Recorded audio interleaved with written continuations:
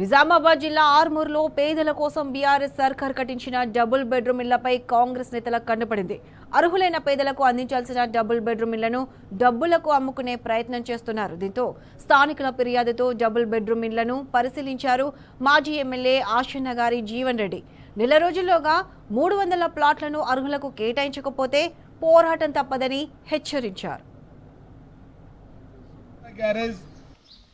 Crime number 25 కంప్లైంట్లో భాగంగా 13వ ward ప్రజలందరూ వచ్చి అప్పుడు మా ప్లాట్లు ఇచ్చినామయ్యా, కేసీఆర్ కాలనీ అని ఉండే ఇదంతా గులాబీ కలర్ వేసి ఉంటే బ్రహ్మాండంగా ఉండే సార్ కట్టించిన ఇండ్లు మరి ఇలా కలర్ తొలగించిర్రు, ఇండ్లు మాత్రం ఇత్తలేరు. దగ్గర 3 ఏళ్ళ మేము ఓటేసి కాంగ్రెస్ ప్రభుత్వం వస్తే ఇండ్లు వస్తాయని చెప్పన్నాం. ఆ ఇండ్లకు తాళాలు వేసుకొని ఎంఆర్ఓ కమిషనర్ గారు వాళ్ళు ఇళ్ళలో పెట్టుకున్నారు. లక్ష రూపాయలు ఇచ్చిన వాళ్ళకే ఇండ్లు అలాట్ చేస్తామని అంటూ ఉన్నారు.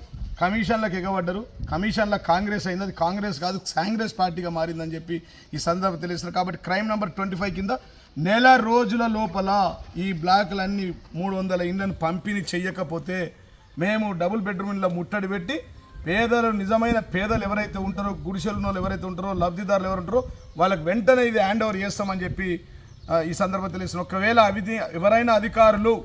ఎవరైనా అధికారులు ఎంఆర్ఓ కానీ కమిషనర్ కానీ, గతంలో పోయిన కమిషనర్ ఆల్రెడీ ఏసీబీ రైడ్ అయి పట్టుబడ్డాడు, వాళ్ళు గనక లంచాలు తీసుకొని అంకాపూర్లో తీసుకున్నట్టు 50,000 లక్ష రూపాయలు ఒక ఇల్లుకు తీసుకున్నట్టయితే బీజేపీ మాఫియా, కాంగ్రెస్ మాఫియా ఎవరైతే ఉన్నారో, ఎర్ర మంగళం సీను తాలూకా, పైసా వసూలు రెడ్డి తాలూకా ఎవరైనా పైసలు వసూలు చేసినట్టు తెలిస్తే పింక్ బుక్కులు ఎక్కిస్తాం, తోలు తీస్తామని చెప్పి సందర్భం తెలుసు. ప్రజలకు కూడా చేతులు ఇచ్చి విజ్ఞప్తి చేస్తున్నాం.